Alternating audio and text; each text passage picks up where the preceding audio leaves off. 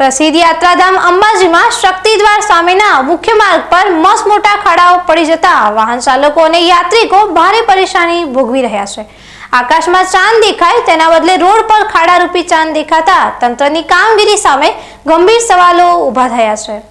અંબાજીમાં 15મી ઓગસ્ટની લાંબી રજાઓને પગલે માં અંબાના દર્શનાર્થે યાત્રિકોનો ભારે ઘસારો જોવા મળી રહ્યો છે। ત્યારે એક તરફ શક્તિ કોરિડોરની કામગીરીને કારણે મુખ્ય માર્ગ બંધ કરવામાં આવ્યો છે અને શક્તિદ્વાર આગળનો માર્ગ વન વે કરવામાં આવ્યો છે। બીજી તરફ આ વન વે માર્ગ પર પડી ગયેલા મસમોટા ખાડાઓએ યાત્રિકોની મુશ્કેલીમાં બેવડો વધારો કર્યો છે। યાત્રિકો અને સ્થાનિક વાહન ચાલકો આ ખાડાઓમાંથી જ પસાર થવા માટે મજબૂર બન્યા છે। માર્ગ પર વરસાદી પાણી ભરાઈ જવાના કારણે ખાડાઓની ઊંડાઈનો ખ્યાલ આવતો નથી, જેના લીધે નાના અને ઓછી ઊંચાઈ ધરાવતા વાહનોના બમ્પર તેમજ નીચેનો ભાગ રોડ સાથે ઘસાતા વાહનોને મોટા પ્રમાણમાં નુકસાન થઈ રહ્યું છે। વાહનોની સતત વધતી અવરજવર વચ્ચે ખાડાઓ અને વનવેને કારણે કલાકો સુધી ટ્રાફિક જામની વિકટ સમસ્યા સર્જાઈ રહી છે। પાણી ભરાયેલા આ જોખમી ખાડાઓને કારણે ગમે ત્યારે મોટી અકસ્માતની દુર્ઘટના સર્જાવાની ભીતિ સેવાઈ રહી છે।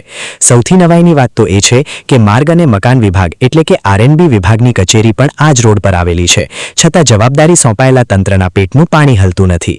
સ્થાનિક લોકોમાં ભારે રોષ જોવા મળી રહ્યો છે અને સવાલ ઉઠી રહ્યો છે કે શું તંત્ર કોઈ મોટી હોનારત સર્જાયા બાદ જ જાગશે? સ્વાતંત્ર્ય પર્વે આખો દેશ આઝાદીની ઉજવણી કરી રહ્યો છે, ત્યારે અંબાજીના લોકોને આ ખાડાઓની ગુલામીમાંથી ક્યારે આઝાદી મળશે તે સૌથી મોટો પ્રશ્ન બની ગયો છે।